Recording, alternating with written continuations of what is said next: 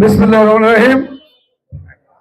আজকে এই কৃষি মেলা এবং ফলমেলার যে আয়োজন, উপজেলা কৃষি কর্মকর্তা উপস্থিত রয়েছেন ইউনো সাহেব এবং এসিলেন এই উপজেলার বিভিন্ন কর্মকর্তা এবং আমাদের বিএনপি নেতৃবৃন্দ, সুধীমণ্ডলী, ভাই বোনেরা, আসসালামু আলাইকুম। এই ধরনের উদ্যোগ হচ্ছে সত্যিকার অর্থে মানুষের মধ্যে আশা জাগায়। যদি যার যার দায়িত্ব শেষে পালন করে, অর্থাৎ আমাদের এই যে এখানে একটা এত ভালো অফিস আছে, তার কর্মকর্তা কর্মচারীরা রয়েছে, তারা যদি তাদের কাজটা না করে তাহলে দেশের বড় ক্ষতি হয়ে যায়। তো আমার ভালো লাগলো যে আমাদের কৃষি কর্মকর্তা ইতিমধ্যেই ইউনো সাহেবের পরামর্শে তারা যেভাবে কাজ করে এগিয়ে যাচ্ছে, এটা অত্যন্ত সুখের বিষয় এবং এটাই হওয়া দরকার ছিল।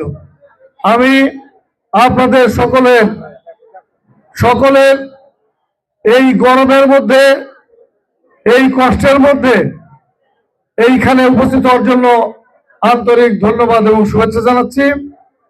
আর আমাদের যে শিক্ষার্থীরা আসবেন তাদেরকে গাছের ফলজ গাছ দেওয়া হবে।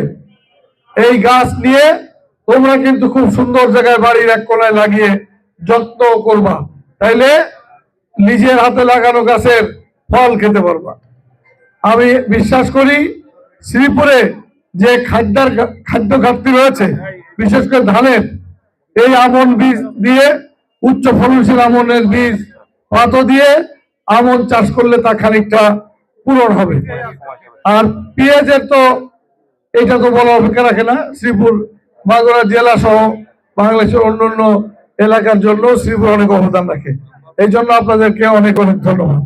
এছাড়া অন্য যে সমস্ত কৃষি পণ্য রয়েছে সেগুলো আপনাদের সবসময় আমাদের এই কৃষি মন্ত্রণালয়ের অধীনে আমাদের উপজেলা কৃষি কর্মকর্তা এবং কর্মচারী যারা রয়েছেন তারা আপনাদের পাশে সবসময় থাকবেন। সবাইকে আজকের অনুষ্ঠানে আসার জন্য আবার ধন্যবাদ জ্ঞাপন করছি এবং এই প্রোগ্রামের শুভ উদ্বোধন ঘোষণা করছি। ধন্যবাদ। আমরা একটু